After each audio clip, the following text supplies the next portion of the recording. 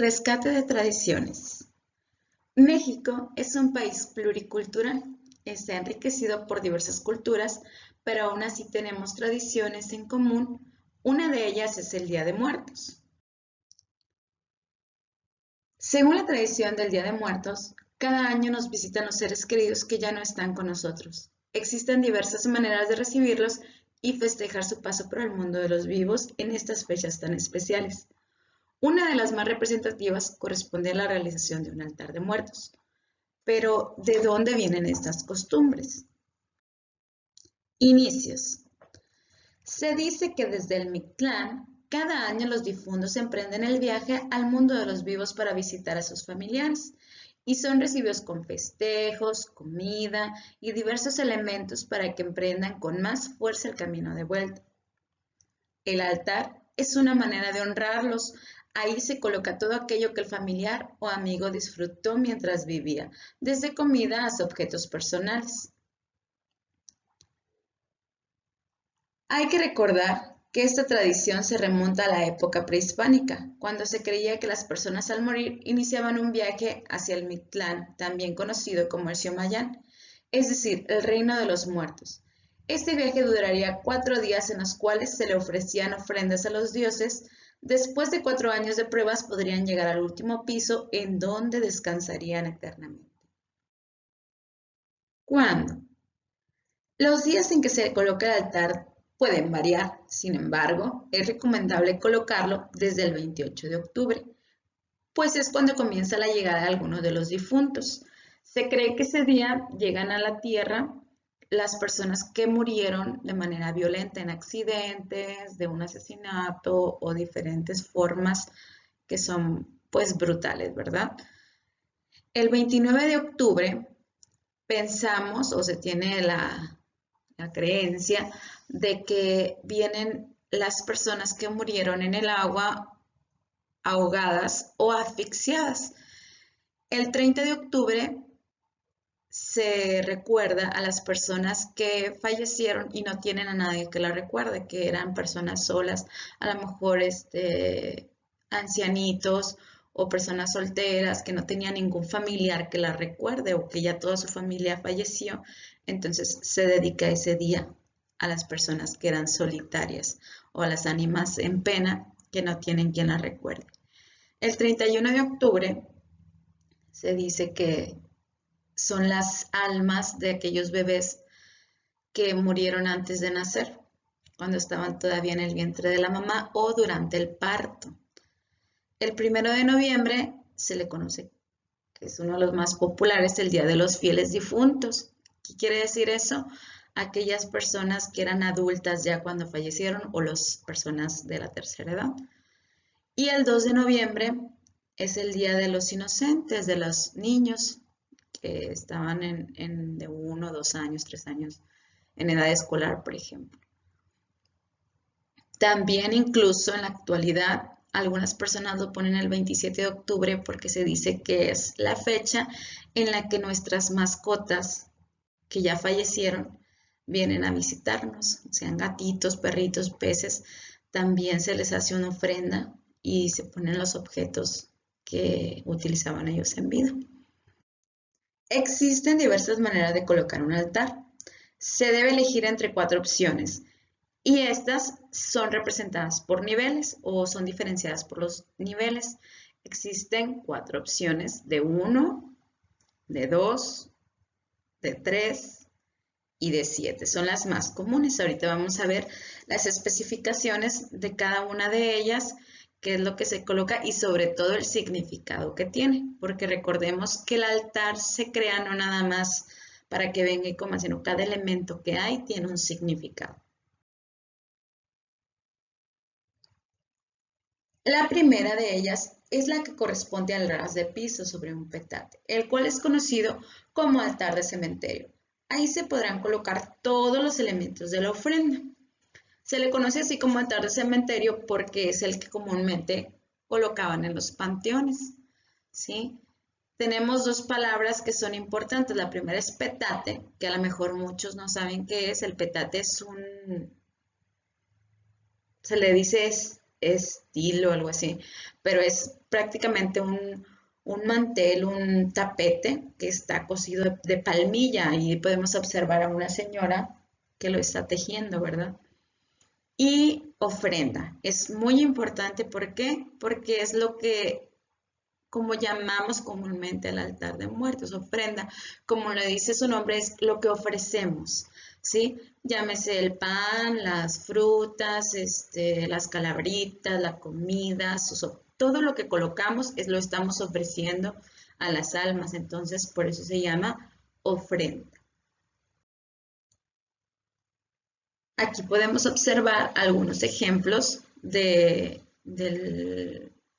altar de cementerio. Aquí tenemos otro. Se fijan, está el petate. Y aquí pusieron el petate y aparte le pusieron el aserrín. Ahorita vamos a ver qué significa el aserrín, porque también tiene un significado. Si se fijan, aquí varía un poquito la forma, los colores, ¿sí? Aquí está el que vimos en la primera imagen. El segundo tipo de altar será el de 2 niveles. El primero de ellos representa el cielo, que hace alusión a la lluvia. Aquí se puede poner el agua, por ejemplo, y la fotografía del difunto. El segundo nivel representa la tierra. Aquí se pueden colocar los frutos y los alimentos, que es donde regularmente ponemos la cruz. El último nivel que mencionemos siempre va a ser el que está en el piso. Aquí vemos ejemplos de altares de 2 niveles. No se alcanza a ver la cruz porque está un poquito más enfrente, pero si se fijan, incluso ahí colocaron el petate. ¿Por qué? Porque está en el piso. También existe el altar de 3 niveles que representan el cielo, la tierra y el infierno. En la parte alta se colocan las imágenes religiosas o de los santos. En la parte del medio se suelen poner las fotografías de los fallecidos. Y en el tercer nivel se colocan las ofrendas donde va todo lo que le gusta al difunto. La comida, las frutas, la bebida y sus objetos personales. Aquí tenemos ejemplos de un altar de 3 niveles. ¿Se fijan? El escalón de arriba es el nivel 1, el escalón de en medio o de abajo más bien es el segundo nivel y la parte del piso viene siendo el tercero. Regularmente la gente no coloca la comida abajo, aunque se supone que es donde debería de ir porque es la parte de la tierra o de las ofrendas, por cuestiones de higiene o de seguridad, ¿sí? Pero igual, como los otros elementos, se distribuyen dentro del altar de muertos. Aquí tenemos otros ejemplos. Por último, existe el altar de 7 niveles, en el que cada escalón representa a los 7 pecados capitales y simbolizan los niveles por los que el alma del difunto tiene que pasar para llegar al cielo y así tener su descanso eterno. Estos son mucho más elaborados. En el primer escalón del altar de 7 pisos se coloca el santo o virgen del que seas devoto, o si tienes alguna cruz. En el segundo nivel se pone la estampita de las almas del purgatorio y una veladora, también un vaso de agua y un espejo para que la ánima se vea y no olvide que ha muerto y así evitar que se quede en este mundo su alma vagando. ¿Sí? En este escalón se cree que es donde las ánimas o las almas piden permiso para poder venir a la tierra. En el nivel 3 se coloca la sal, que simboliza la purificación del espíritu, sobre todo para los niños del purgatorio, que son aquellos que no fueron bautizados según la creencia religiosa. En el nivel 4 se coloca el pan de muerto. Regularmente debe ser en números pares, que quiere decir 2, 4, 6, 8, 10 y así, dependiendo de la cantidad de panes que vamos a colocar, y simboliza la Eucaristía. Se ofrece como alimento a las ánimas que visitan el hogar. No tiene que ser necesariamente el difunto al que se le creó el altar, porque recuerden que se supone que las ánimas vienen y andan vagando aquí, no nada más la de nuestros familiares, entonces es parte como cortesía para las visitas, ¿verdad? En el nivel 5 se pone la ofrenda. Recuerden que ofrenda dijimos que significa lo que se ofrece, pero aquí específicamente se refiere a lo que es la comida, la bebida, las frutas favoritas del difunto, ¿sí? También a lo mejor las calaveritas de dulce, que más adelante vamos a explicar su significado.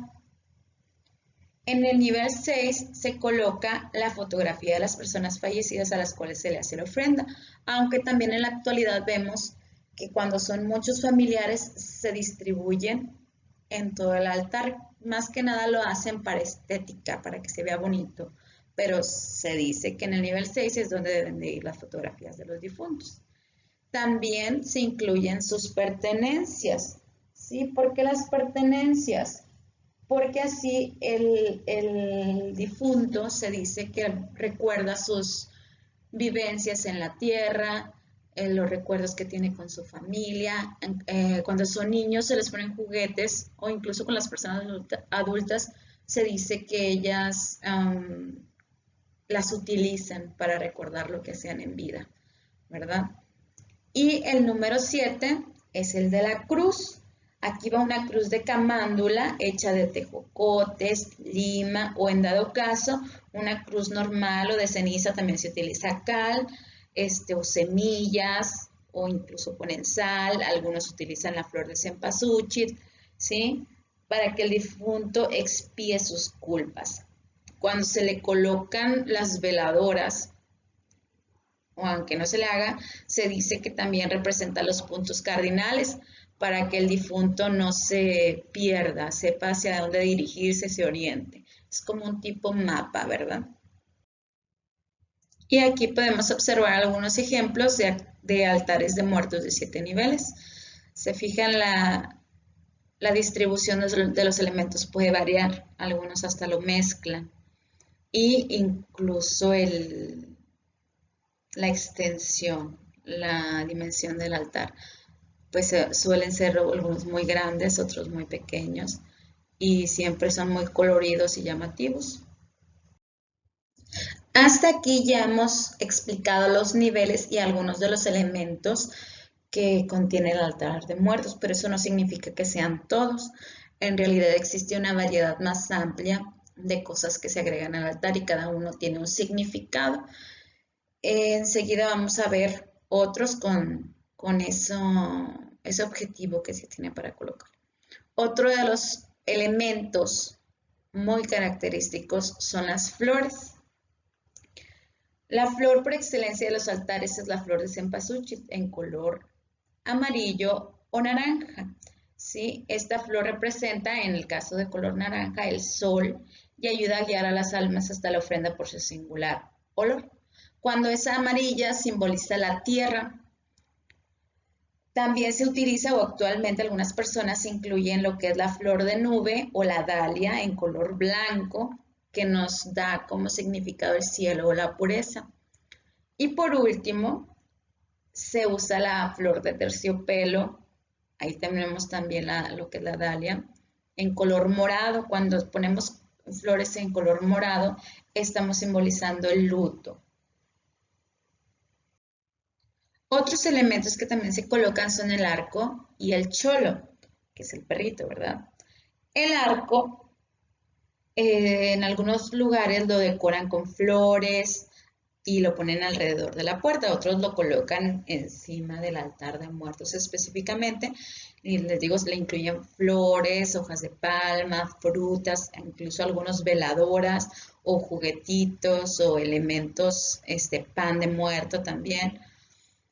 ¿Y qué es lo que nos simboliza? Es la entrada y salida, es como que la puerta por la cual salen las almas del paraíso y se pueden guiar al mundo. Entonces es una entrada y salida. ¿Por qué? Porque por ahí salen para venir y entran para regresar a su lugar. Y el cholo, pues es un perrito, ¿verdad? Es un perrito prehistórico que se coloca tradicionalmente de color negro, algunos otros como los que están viendo en la fotografía, que ya están caracterizados como los alebrijes o como calaveritas de azúcar, ¿verdad? Y representan un guía, ¿Qué hacen los guías? Pues te ayudan a cruzar, o se cree a las almas el río del inframundo, para que no se pierdan. Nos acompañan hasta los altares. También se cree que cuando son altares para niños, les evocan alegrías, porque pues ya ven que las mascotas suelen ser compañeros o amigos de aventuras de los niños. Los siguientes elementos son los que representan a los 4 elementos de la naturaleza que deben de verse representados en la ofrenda. El primero es el fuego, el que estamos viendo aquí en la imagen, y lo viene representando con velas o con cirios. La luz de las velas también sirve para alumbrar el camino de las ánimas de ida y de regreso. Algunos lo ponen también en lo que es el caminito para iluminar hasta la llegada y algunos otros lo van distribuyendo durante los escalones del altar. La veladora significa luz, esperanza, fe y pues obviamente como el cholo nos ayuda a guiar hasta el hogar y de regreso al Mictlán también para que no se pierdan. Y como les decía en la diapositiva de los niveles, cuando la colocamos en cada punta de la cruz, sirve como los puntos cardinales, el norte, el sur, el este, el oeste, iluminados para que esas almas no se pierdan y lleguen con bien hacia donde van a su destino. El segundo es el agua, que se debe colocar un vaso de agua para que los difuntos puedan calmar su sed tras el largo camino que han recorrido. Además, representa purificación también, al igual que la sal, y se recomienda colocar el recipiente con agua y algunos artículos de aseo personal como representación de la higiene. Después de eso están los elementos de la tierra. ¿Sí? La tierra se representa actualmente con el aserrín pintado, como les mencionaba en la imagen del altar de cementerio. Esas cositas que vemos ahí es aserrín. Lo pueden pintar para hacerlo colorido o no, así dejarlo en su color natural, o también se puede complementar con semillas, granos, algunos utilizan arroz, frijol, elote. Y se dice que este elemento representa el famoso dicho de que polvo eres y en polvo te convertirás. Dichos muy populares de la cultura mexicana. Por último tenemos los elementos del aire. El más característico es el colorido papel picado que nos ayuda a representar este elemento. Se dice que cuando el papel picado se mueve es porque un alma ha pasado por el altar. De igualmente, los aromas, para lo cual se utiliza el copal que vemos ahí, el incienso, que ayudan a purificar el alma de los muertos y limpiar el lugar de los malos espíritus. Recuerden que el aroma es uno de los elementos que ayuda a guiar, a traer al alma de nuestro difunto al altar. Los siguientes son las calaveras y el mantel.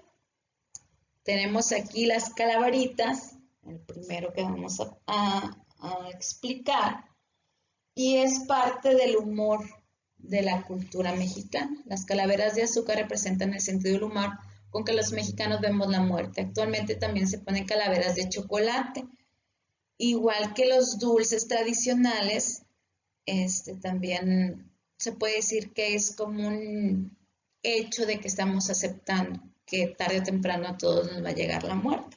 Incluso algunos en las calaveritas ponen los nombres de las personas vivas para, les digo, como sentido de humor, no como que me estoy burlando de la muerte o como que no lo respeto, sino es un humor, una acción de aceptación, que sé que tarde o temprano ahí es donde termina nuestro ciclo de vida. Y el mantel, ahí podemos ver lo que es de color morado. El tradicional es de color blanco, representa el cielo y la pureza, aunque actualmente se puede utilizar otros colores como fondo. Algunos incluso utilizan un color diferente para cada escalón. Lo pueden hacer con papel, con plástico, con tela. Y otro muy popular es utilizar el color negro, que significa luto, aparte de que resalta la mayoría de los colores del altar, que son muy vivos. Y con eso dimos por terminado los elementos que debe llevar el altar de muertos generalmente, ¿verdad? A lo mejor hay muchos más, pero esos son los más representativos. Ahora bien, el Día de Muertos, como lo dice el título aquí, es arte, literatura y convivencia. Es una tradición enriquecida que puede ayudarnos a desarrollar o a ejercer varias habilidades que tenemos. No nada más se celebra con el altar de muertos, también, por ejemplo, con las famosas calaveritas literarias que se escrituran, nos ayudan a divertirnos mediante el lenguaje, mediante la escritura, la lectura, un rato de humor ameno. Se puede hacer a personas que están ya fallecidas o comúnmente también la hacen a personas que están vivas, que es cuando dice que la muerte viene por alguno de ellos y ocurren cosas chuscas, graciosas.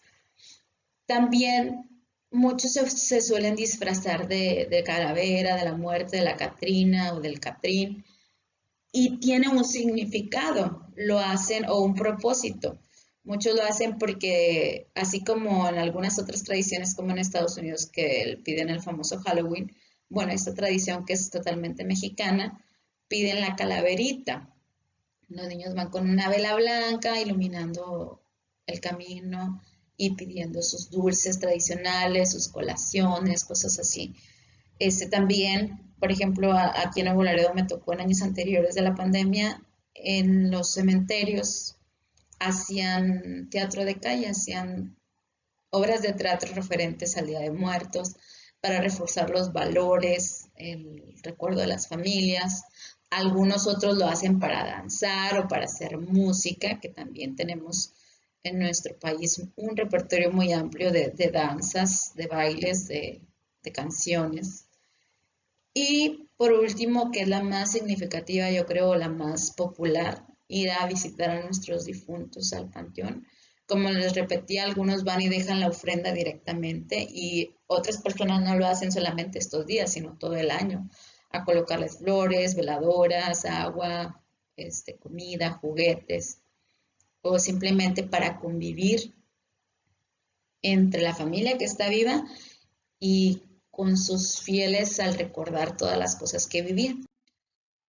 Recuerden, como dicen en la película de Coco, recuérdame, ese es el objetivo principal de estas tradiciones, recordar a las personas que ya no están con nosotros físicamente, pero en los recuerdos y como tiene esta creencia en el alma, vuelven a unirse con nosotros y no dejarla en el olvido. ¿Por qué? Porque pues es muy triste el olvidar a personas que fueron tan importantes en nuestra vida y que muchas de ellas hasta colaboraban para la unión familiar o para fortalecer ese lazo en la familia. No verlo como algo oculto o prohibido o maligno, sino como una celebración, que malamente le llamamos celebración, es conmemoración, es recuerdo a esas personas que tanto quisimos, que aportaron tanto en nuestra vida y ya no están físicamente. Espero y las explicaciones que están aquí les hayan servido para poder realizar, aunque sea una pequeña ofrenda como vimos en las primeras imágenes. Ya las personas que tienen una tradición de hacerlo pues más grande, qué padre que nos compartan desde la creación opuesta o ya un video con una explicación de lo que colocaron y por qué, o alguna anécdota de lo que recuerdan de ese familiar, ¿sí? Y disfruten estas fechas. Nos vemos la próxima semana ya con clases conmigo. Recuerden que el lunes no hay clasecita y nos veríamos hasta el martes. Dejen sus evidencias.